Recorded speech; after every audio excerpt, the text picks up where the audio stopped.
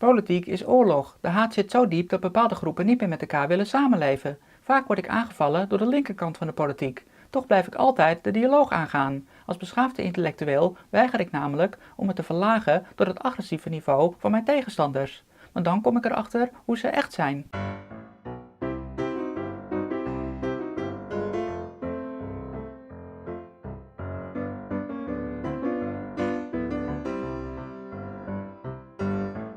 Op YouTube ben ik erg betrokken en geef ik graag mijn mening, vooral als het gaat over onderwerpen die ik zelf ook bespreek. Ik heb liever woorden dan geweld. Ik zal een typisch voorbeeld geven waar het vaak misgaat. Ik zie dat Wilders bedreigd en gedemoniseerd wordt, dus zeg ik er wat van. Dan gaat het spel beginnen, je kan erop wachten. Er verschijnt een linkse tegenstander en hun gedrag is altijd hetzelfde. Vaak beginnen ze met schelden, de grofste woorden komen voorbij. Dan weet je meteen met wat voor niveau je te maken hebt. Dan roepen ze dat ik een nazi ben en vergelijken ze me met Hitler. Wat ze nooit zullen begrijpen is dat links socialisme is en dat nazi nationaal socialisme betekent. Het is dus eerder hun gedachtegoed dan de mijne. Dan zeggen ze dat ik een racist ben en beschuldigen ze me van discriminatie, om vervolgens te zeggen dat ik zelf ook geen blond haar en blauwe ogen heb en er dus niks over mag zeggen. Met andere woorden, ze zijn zelf geobsedeerd door huidskleur. Zij discrimineren niet alleen in woorden, maar ook in daden. Dat is 100 keer erger.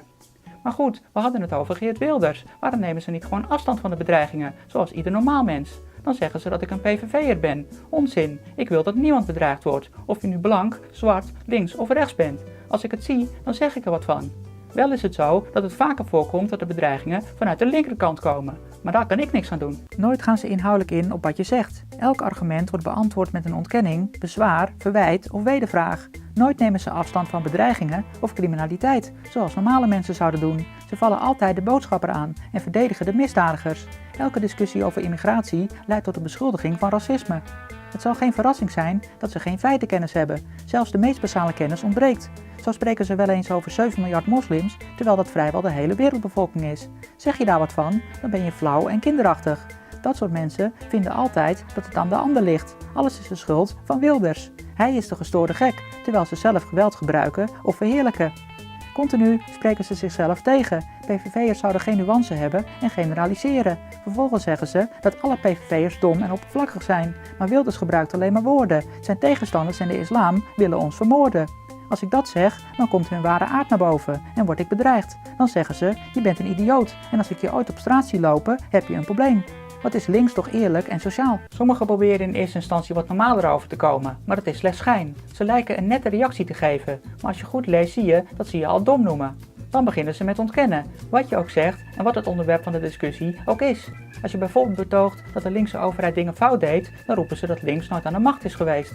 Als je dan uitlegt dat een grote overheid, globalisatie, nivelleren en de EU wel degelijk links is, dan hebben ze inhoudelijk geen verweer meer. Dus wat doen ze? Ze copy-pasten de hele lappen tekst over Geert Wilders, zelfs als het niet eens over Wilders gaat. Zulke teksten lopen ze steeds weer te kopiëren en zijn irrelevant. Zoals gezegd spreken zij zich continu tegen. Iedereen die niet links is, vinden zij een PVV'er en die noemen ze rechtspopulisten of rechtsextremisten, om meteen daarna te roepen dat de PVV links is. De PVV zou weggelopen zijn bij de regering, maar heeft nog nooit geregeerd. Zij erkennen dat er een grote overheid is, maar het is niet links omdat zij het noodzakelijk vinden. Elke keer dezelfde drogredeneringen dus. Door deze onzin te posten hopen ze de discussie te saboteren en dat andere mensen hun gedrag nooit ter discussie stellen. Als ik er nog verder op ga reageren, dan krijg ik nog meer onzin. Dus dat ga ik dan ook niet doen. Maar dan gebeurt er iets eigenaardigs. De tegenstanders verklaren de overwinning. Ze zeggen tegen elkaar dat ze eventjes een extremist op zijn plaats hebben gezet. Oh, wat zijn ze goed. Nou nee, misdefinitie is heer en meester in lange teksten. Als ik wil, kan ik ze inhoudelijk volledig wegblazen, maar ze zijn het simpelweg niet waard. Dan kruipen ze in hun bekende slachtofferrol. Rechts wil niet nuanceren en links wordt niet serieus genomen. Nogal logisch. In alle discussies lopen ze te schelden, te bedreigen en te bagatelliseren. Terwijl er meer dan 60 jaar aan feiten liggen waaruit blijkt dat links gefaald heeft. We zien letterlijk de terreurdreiging en de oorlog tegen het Westen onder onze ogen steeds erger worden. En nog mogen we daar niet vrij over praten. Stop dan met doen alsof iedereen achterlijk is. Iedereen kan met eigen ogen zien dat de massa-immigratie ons land verpest heeft en iedereen weet wie daar verantwoordelijk voor zijn. Geef dan eens toe dat jullie fout zaten en voer discussies met normaal gezond verstand. Want wij zijn echt wel bereid tot praten. Waarom denken jullie dat we teksten schrijven en video's maken in plaats van anoniem op internet te schelden?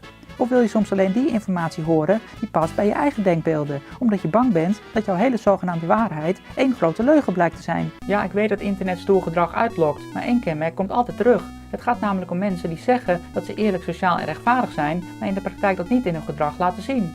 Misdefinitie gaat vaak over het verschil tussen goed praten en goed doen. En dat probeer ik jullie ook te leren. Iets zeggen is niet hetzelfde als iets doen.